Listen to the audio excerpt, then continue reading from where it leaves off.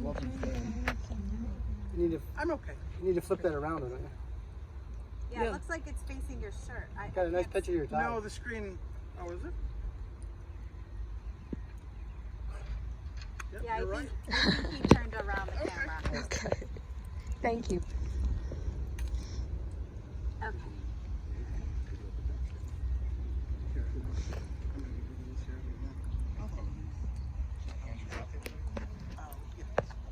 You all see? Okay, you can see what they see. Yes.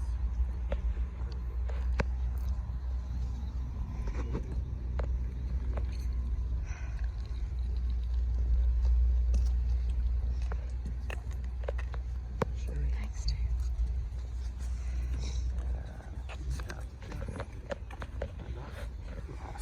Why don't you grab your youth and then you have it? Here, Dave. Up here and from Psalms we learn, I lift my eyes to the mountains. What is the source of my help? My help comes from Adonai our God, maker of heaven and of earth. Esainai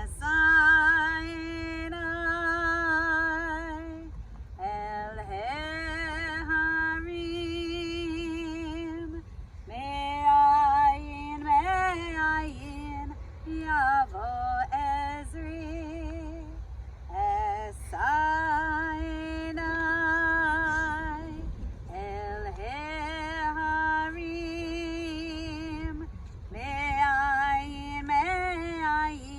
yavo Ezri. We remember Rich and join our hearts together to give comfort and strength to his family. Mourning is a time filled with many emotions and memories, both bitter and sweet.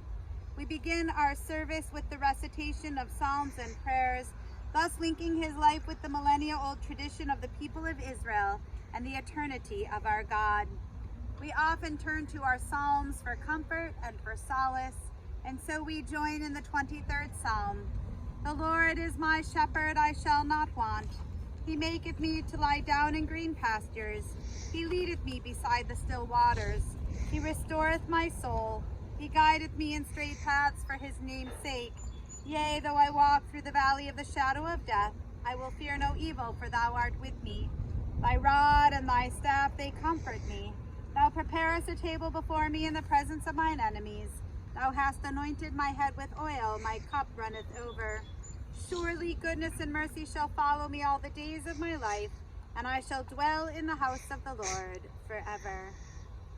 In the eyes of eternity, 1,000 years are but a day, our lives but a fleeting hour.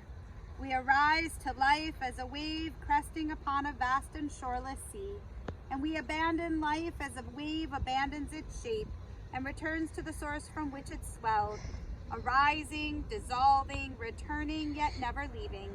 We are one with the eternal source of life, now and forever. The ragged tear death has rent in the fabric of our lives cannot be mended. Yet love is as strong as death, and the bonds of love know no boundaries. We still meet, we still love, if not in the world of physical reality, then in the gentler world of dream and of memory. From the book of Ecclesiastes we learn, for everything there is a season, a time for every experience under heaven, a time to be born and a time to die, a time to plant and a time to uproot what is planted, a time to tear down and a time to build up, a time to weep and a time to laugh, a time to grieve and a time to dance, a time to throw stones and a time to gather those stones, a time to embrace and a time to refrain from embracing, a time to seek and a time to lose, a time to keep and a time to discard, a time to tear and a time to sow, a time to keep silence and a time to speak. In his sorrow, Job cried out, Adonai natan v'Adonai lakach yehi shem Adonai mavarach. God has given and God has taken away. Blessed be the name of God. An ancient people, we are well acquainted with grief and with the valley of shadows. Death and sorrow are not strangers to us, yet the centuries have taught us that a good name endures beyond the grave, and that there is great strength in faith. With Job, we say, Adonai Natan, God, you have given. You gave us a loved one who will never be forgotten. For all that was good and enduring in his life, we offer the deepest thanks of our hearts. Adonai Lakach, God, you have taken away. We pray for the strength to turn our broken hearts into an altar of trust, before which we acknowledge your sovereignty and love.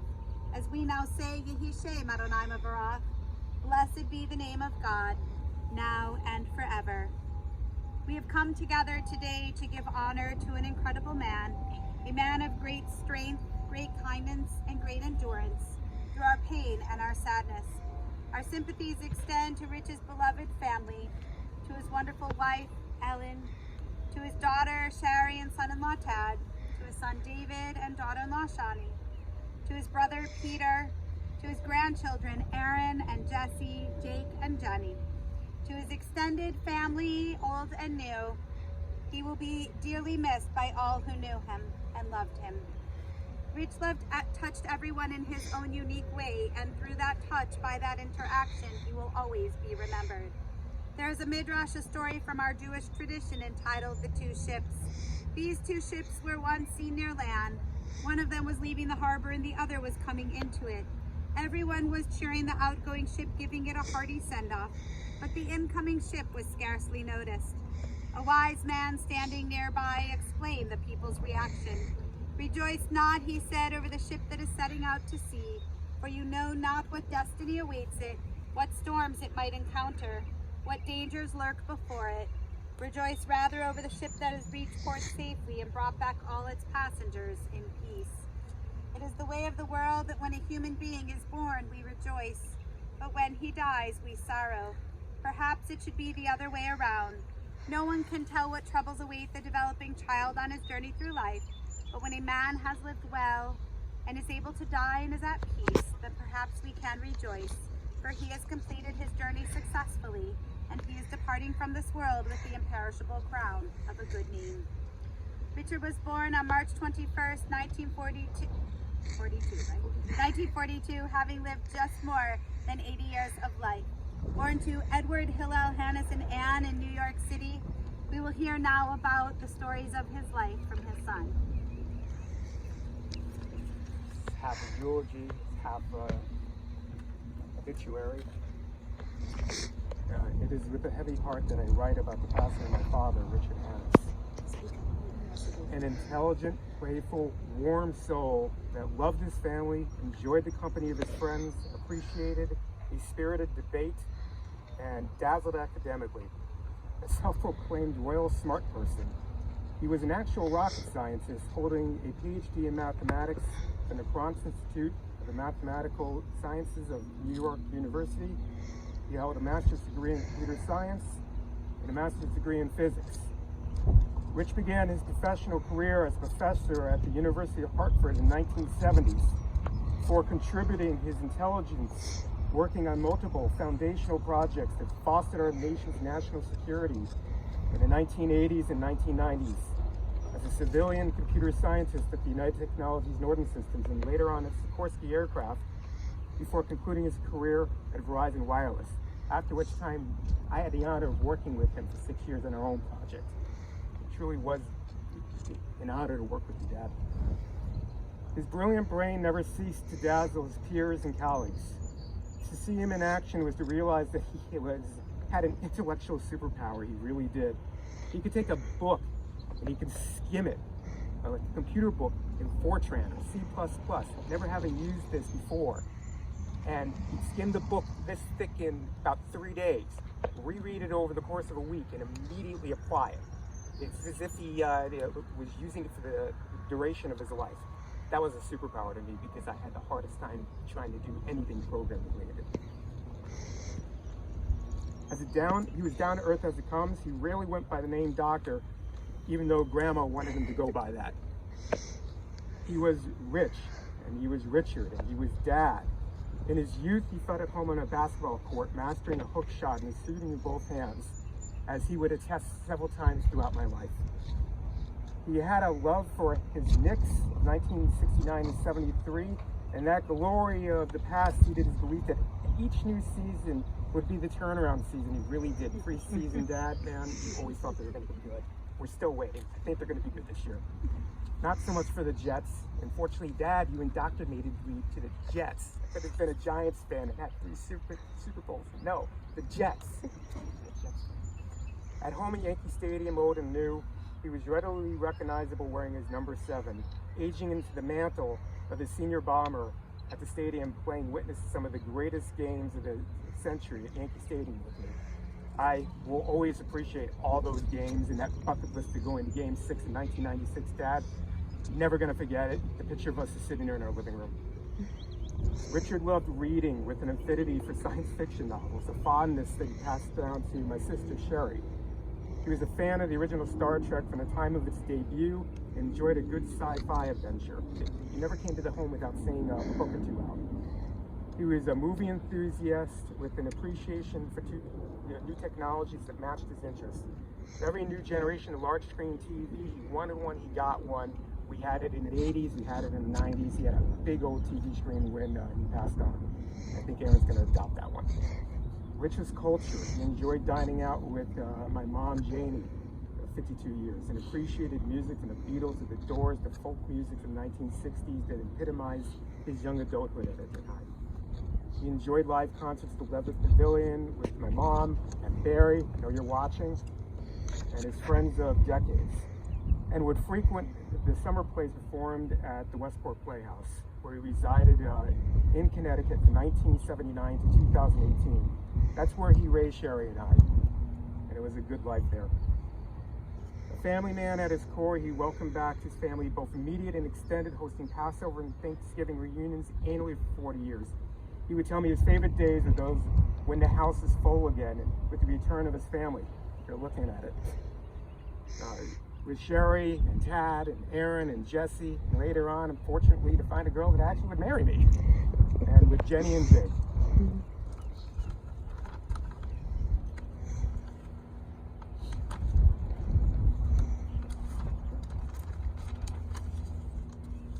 Rich's story would not be complete if one were not to mention that he struggled with his health in the later years. Diagnosed with Parkinson's disease at the outset of the millennium, was a shadow that followed him for the duration of his life. He fought the disease with a brave front and toured the world with his wife while he had the physical capacity to do so. Even as the disease continued to stake claim to his body, his heart continued to evolve into a soft, warm soul that we would all come to know him for.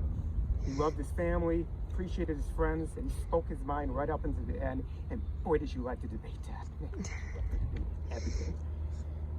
One of the smartest people I have ever met, Richard Hannes. You've been my father, my friend, and my go-to life advisor in every phase of my life. You were the one that I thought to consult with whenever I had a problem. Regardless of what the issue might be, you were the one. You almost always had an answer for me. You had the answer every time. I always be grateful of what happened in my life. As a father, it's as if you were hand-selected for me. You were my rock. I love you, Dad. I'm going to miss you forever. Your recent suffering has come to an end. It wasn't fair that it happened to you. I'll meet you right there in about 30 years. Bye, Dad. Thank you. After incredibly full years, the time had come for Richard to bid farewell to his life here on earth. He accomplished great things, raised a wonderful family, and lived a meaningful life. He is once again reunited with loved ones, and his soul will live on in life eternal. In each one of you who knew him, those to whom he gave and whom he admired so. In Judaism, we believe that what is good and lovely will never perish, and therefore his spirit, his strength, and his wisdom will live on for all eternity. And together, let us all say, Amen. We take a moment in silent personal reflection.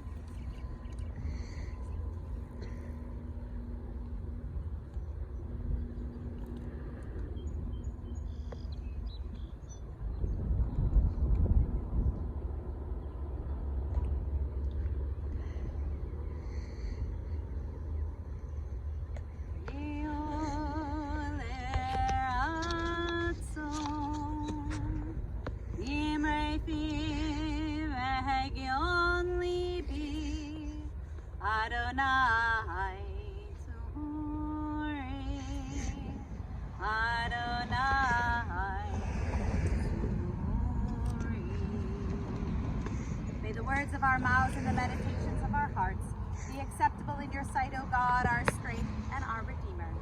Together let us all say, a life well lived is a precious gift of hope and strength and grace from someone who has made our world a brighter, better place. It's filled with moments sweet and sad, with smiles and sometimes tears, with friendships formed and good times shared and laughter through the years. A life well lived is a legacy of joy and pride and pleasure, a living, lasting memory our grateful hearts will treasure. El Malei Rachamim, Sholchem B'Maromim, Hamsei Menucha Nechona, Tachat Kanfei HaShechina, Im Kedoshim Ol Terim Kezorakia, Mazhirim Et Nishmato, Shalach Leolamo, Bal Rachamim Yastirehu, B'Seiter Kenafav Leolamim, Vayitor B'Tor HaChaim Et Nishmato, Adonai Hu Nachalato, V'yanuach B'Shalom Al Mishkavo, V'nomar Amen. God of abundant mercy, God most high, may the soul of our loved one who has gone into eternity find the gift of perfect peace in your embrace, together with the holy and pure, whose light shines like the radiance of heaven. Compassionate God, hold him close to you forever, so that his soul may be bound up in the bond of life eternal. May he find a home with you, and may he rest in peace. And together let us all say, Amen. Do not stand at my grave and weep. I am not there, I do not sleep. I am in 1,000 winds that blow. I am the diamond glint on snow. I am the gentle autumn rain. I am the sunlight on ripened grain. When you awake in the morning hush, I am in the swift uplifting rush of quiet birds in circling flight. I am the soft starlight at night. I am in the flowers that bloom. I can be found in a quiet room. When you see the sunset fair, I am the scented evening air. I am in the birds that sing. I am in each lovely thing. At this time, we join in the traditional Mourner's Kaddish prayer, the prayer that you have before you. This prayer helps us to remember those who have departed this earth, and yet it is a prayer that speaks rather simply of life, of living, and of praising God. Together, Yitkadal v'yitkadash shemei Rabbah, v'alma divrach chirutei v'yamlich malchutei, v'chayachon u'v'yomechon u'v'chayeh d'chol Beit Yisrael, v'agalau v'zman kariv v'imru Amen. Yehei shemei Rabbah mavarach le'alam olamei almaya, yitbarach v'yishtabach v'yitpa'ar v'yitromam v'yitnaseh, v'yitadar v'yitaleh v'yitalal shmei d'kudisha b'richu, Le'ela min kol birchata v'shirata, tushbachata v'nachamata, da'amiran v'alma v'imru Amen. Yeher shlama rabba min shamaya, v'chayim aleinu v'al kol Yisrael v'imru Amen. Oseh shalom b'mromav, hu yaseh shalom, aleinu v'al kol Yisrael v'imru Amen. May God, the source of peace, send peace to all who mourn, and comfort to all who are bereaved. And together let us all say, Amen. There's one final mitzvah, one final act of kindness that we can do on Richard's behalf, which is to begin the process of filling in the grave. Are there any shovels over there? I don't see one. Let me go get one. Okay, let's trade here. So we will begin that process unless you want to just take a handful, which you of course could do. Otherwise, he'll grab a shovel and we'll do the shovel.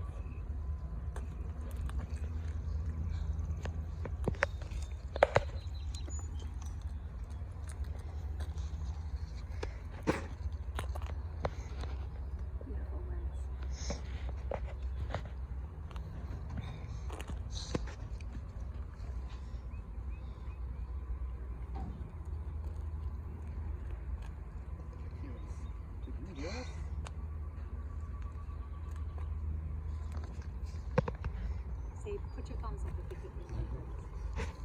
The camera's on the bottom corner. Yeah.